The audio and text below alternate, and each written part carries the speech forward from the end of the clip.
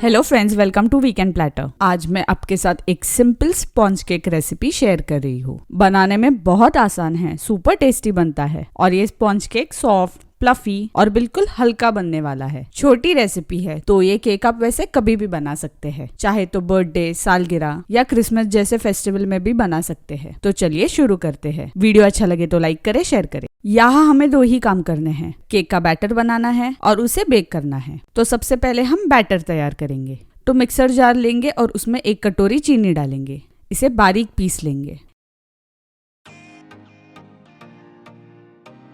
एक बार मसल के चेक करें कि ये दानेदार तो नहीं लग रहा। हमें चाहिए बिल्कुल फाइन पाउडर। अगर आपके पास रेडीमेड पाउडर चीनी है तो उसे यूज करें। अब इसमें 1 छोटा चम्मच बेकिंग पाउडर डालेंगे और 1 चुटकी बेकिंग सोडा डालेंगे। अब इसे मिलाने के लिए मिक्सर चलाएंगे। बैटर हम मिक्सर जार में ही बना रहे हैं। अब इसमें हम 3 अंडे फोड़कर डालेंगे।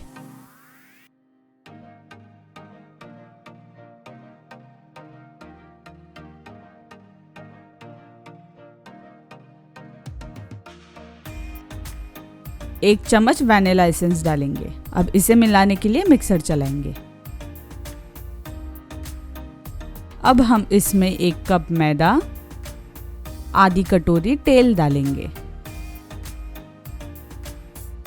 और ये मैंने डाला पाइनएप्पल सिरप। आप अपनी पसंद का कोई भी सिरप यूज कर सकते हैं, नहीं पसंद मत डालें। अब इसे मिलाने के लिए मिक्सर चलाएंगे। केक का बैटर तैयार हो चुका है। आप देख सकते हैं ये कितना स्मूथ बना है।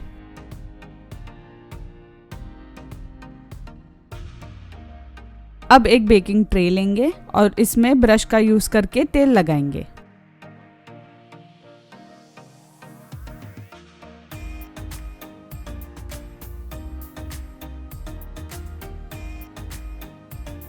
अब इसमें बनाया हुआ बैटर डाल देंगे।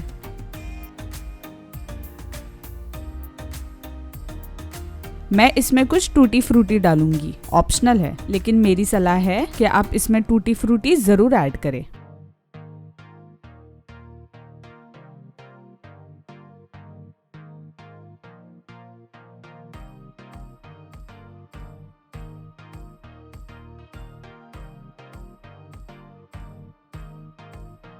अब बैटर को ऐसे चम्मच से फैलाएंगे ताकि टूटी फ्रूटी थोड़ी अंदर दब जाए।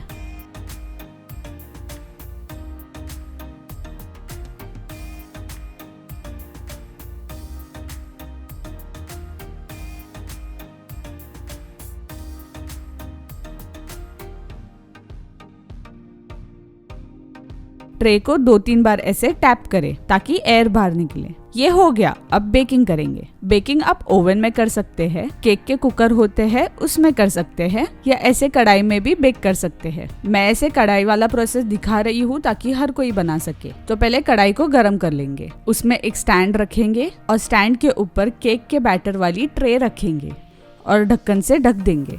इसे हम मध्यम आंच पर 5 मिनट के लिए रखेंगे और अगले 30 से 35 मिनट तक धीमी आंच पर बैटर को पकने देंगे। ढक्कन निकालने के बाद चेक करें कि केक अच्छी तरह से बेक हुआ है या नहीं। टूथपिक से छेद करके देखें। अगर टूथपिक साफ निकल आती है तो केक पूरी तरह से बेक हो चुका है। केक को कढ़ाई में से बाहर निकालेंगे, रूम टेम्परेचर पे ठंडा होने देंगे और केक को चाकू और चम्मच के सहायता से केक ट्रे से निकाल लेंगे।